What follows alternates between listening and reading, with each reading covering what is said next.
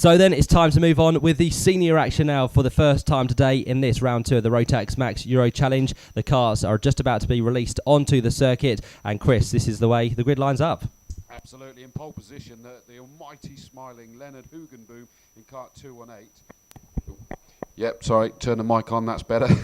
In pole position with an almighty smile on his face yesterday, Leonard Hugenboom in kart 218. Alongside him is Luc Villens, who was so close to getting that pole position point.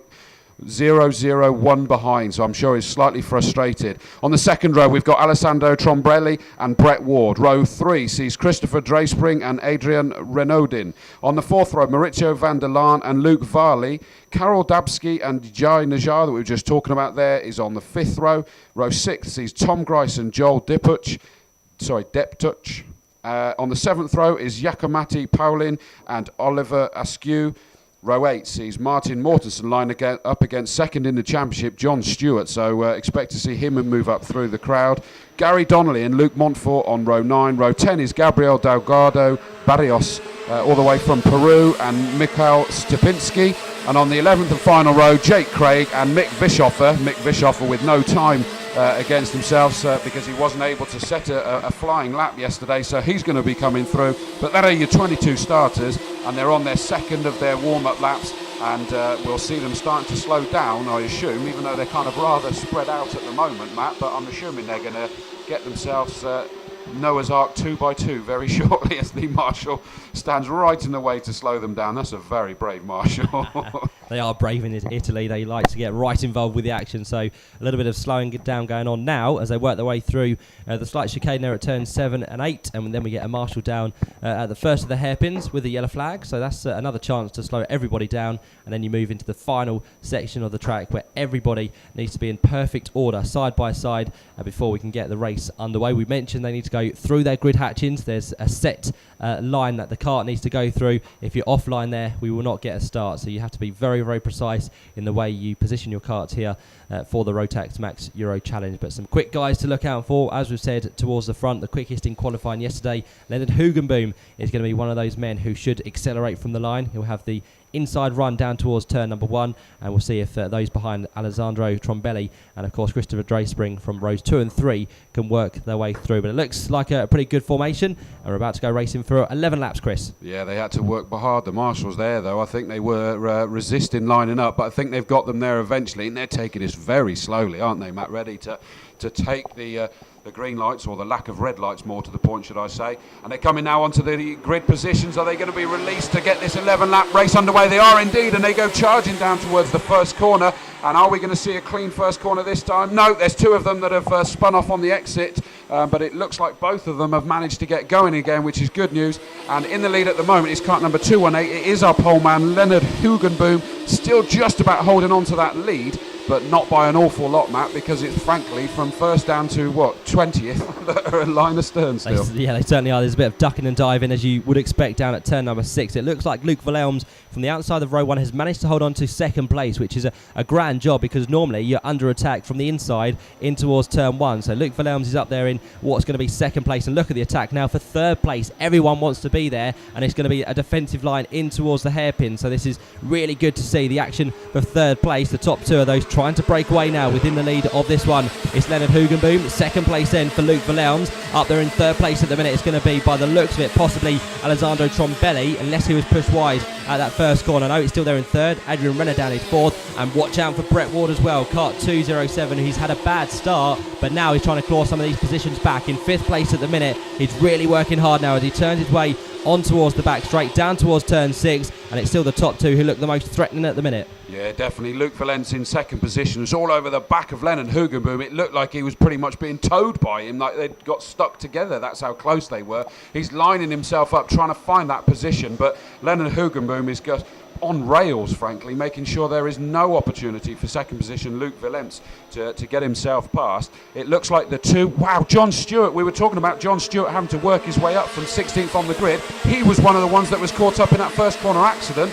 So he's back down in 21st position, Matt. So he's got even more work to do now. That's not going to please him whatsoever as he goes across the line in towards turn 1. John Stewart needs to work with someone here. He needs to claw himself onto the back of the cart ahead, which works his way through the left-hander. And the one he's trying to catch, another man in the wars there, is Martin Mortensen. So a man we said should do well, but Martin's had a poor first lap as well. So kart 210 down the order with John Stewart. They're down there in about 20th and 21st places, so not good news at all for them. The leaders still out there up front doing their business, working their way now down towards the second hairpin at turn number 10. It's still the order, as we said to you, of Leonard Hugenboom and Luke Wilhelms. The gap between second and third sits at 1.1 seconds, so we'll see if it comes down between those two and Alessandro Trombelli, who works his way now on his own in third place. So no one to play with and no one to help him at the minute. Brett Ward has gone up into what's going to be fourth place this time round.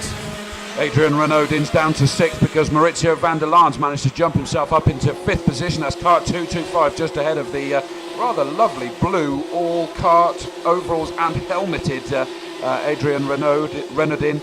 And he's actually dropped away from them at the moment and is more having to be defensive. But Leonard Hugenboom still in the lead by 0.187 as they crossed the line. So he's probably the biggest gap he's had so far in this race. And as they head round the first of the two hairpins, turn number 9 into turn number 10, he's not having to go excessively defensive at the moment. Although just on the exit there, it looked as though second position Luke Wilhelms was able to close ever so slightly on him. So he's not going to be able to rest at any time soon, is he? He's certainly not, because Luke Wilhelms continues to put the pressure on now as they go through to complete the fourth lap of the race. 7 to go in this first of the seniors, and it is still up front at the minute. Leonard Hugenboom, who's got the intense pressure coming from behind from Luke Wilhelms. The gap is very, very small indeed, just under 0.2 of a second between those two at the minute. Looking a little bit further back, John Stewart has now clawed onto the tail of Martin Mortensen. So if these two can string themselves together, there's still a fair gap to catch up to those ahead at the minute. So it's not going to be too good. Luke John Montfort Stewart's got past, sorry to jump in there, Matt, but as they went down the back straight, John Stewart did manage to get past Mortensen, so I'm wondering whether Mortensen's actually got a little bit of an issue there with his kart. Yeah, I think John Stewart should be quicker anyway, so John Stewart has gone through, but it's Luke Montfort they're trying to catch up with, and that's the next man they should try and work their way through. But they're a long way down and a long way out of this race for the time being, as the top two go now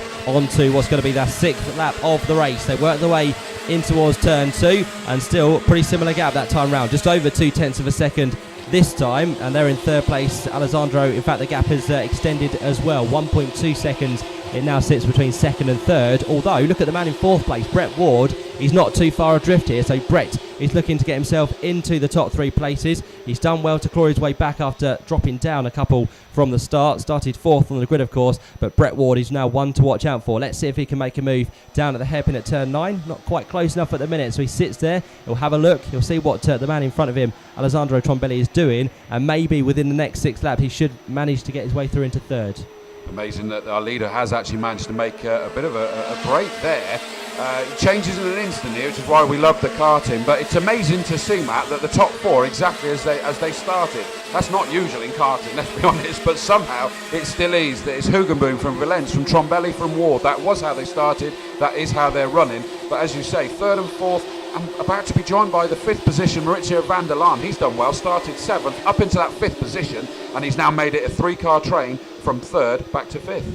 Yeah, someone who's starting to struggle now is Adrian Renaudin, really under pressure here in what's going to be 6th place. He's got Oliver Askew and Christopher Drayspring right on his rear bumper at the minute. So there goes the moves on Adrian Renaudin down the inside for Oliver Askew, and the one following as well is Drayspring. So both by the looks of it, in fact one has got through. Adrian has managed to hold on to 7th place now, but Oliver Askew up into 6th, and Christopher Drayspring, I think before too much longer, should be a man who works his way through as well. Through the final corner, onto the start finish line and down towards turn 1 they now go. We've got 4 laps remaining in this one, and just to let you know as well, we've got a black and white flag being shown out there on track for Joel de Puig, 239, so that's for driving standards out there for this race. And he's got a 5-second penalty. It's just shown up on the screen, so there was no we'll let you go this time. It's been straight away given that 5-second penalty, so that's going to push him down the leaderboard, that's for sure. Yeah, but it certainly will. We'll find out the reason for that after the race. There may have been a little bit of contact with someone on track, but that's not too good news for Joel DePuch, unfortunately. John Stewart up to 17th, I've just noticed, because as I was looking down to see where that's put him, DePuch, because it has put him to the back of the grid, but John Stewart's got himself up into 17th. That was a sudden rapid move up the order, wasn't it? It certainly was, and I don't think it's too far back from Luke Montfort at the minute. So watch out for John towards the end of this race to see what he can do. Brett Ward now goes to third place. So Brett has got past Alessandro Trombelli, and now Brett Ward, can he close down the gap to the top two? It sits at 1.3 seconds here, and Brett has got just under 3 laps now to go to see what he can do about the top two. But Brett Ward, always one to watch out for. He really is a strong contender within the senior championship, and now he's got clear track ahead of him. He's got, as we said, just under 3 laps to go and a second or so to close down on both the two ahead, Luke Verlelms and Leonard Hugenboom, who continues to lead. Oh, but you were talking about clear track, and you talk about Hugenboom in the lead.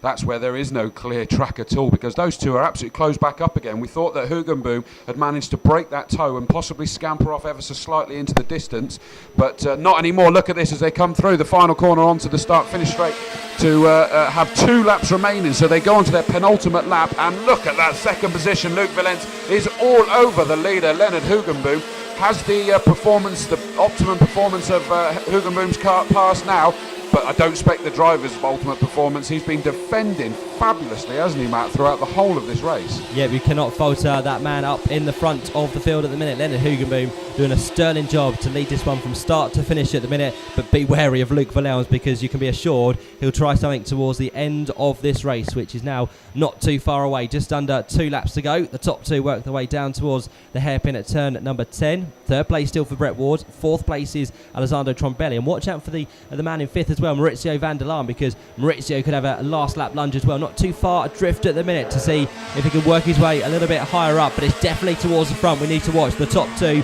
still separated, surprisingly, by just 0.2 of a second. Well, and the other thing I've just suddenly noticed is that these front two are absolutely metronomic. They are hitting 49.5 or possibly slightly into the 49.6s every single lap, and I always find that impressive, to be nailing it on the head with such little difference on their lap times.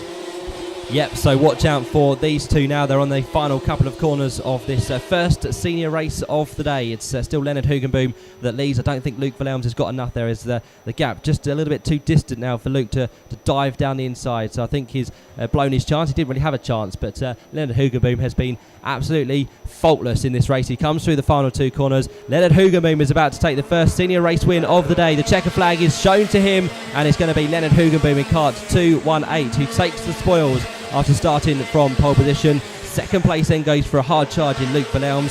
Third place up into that position after working his way through a couple of places is Brett Ward. Alessandro Trombelli could have been a little bit better. The Italian here on home soil in 4th place. Maurizio van der Laan and Oliver Askew round out your top 6. Wow, what a race. That really was quite incredible that they managed to sort of finish in largely the positions they started. Really, really impressive. Obviously, the one that has really impressed there, Brett Ward, from 4th up to 3rd, so great job. On the screen, we now see Leonard Hugenboom takes the victory, Luke Verlelms in 2nd, Brett Ward 3rd, Alessandro Trombelli 4th, Maurizio van der Laan, Oliver Askew. In 7th is Adrian Renaudin. Then you've got Christopher Drayspring, Luke Varley, Jai Najar is your top 10. In 11th was Gary Donnelly, Carol Dabsky in 12th, Tom Grice 13th. 14th was Jake Craig.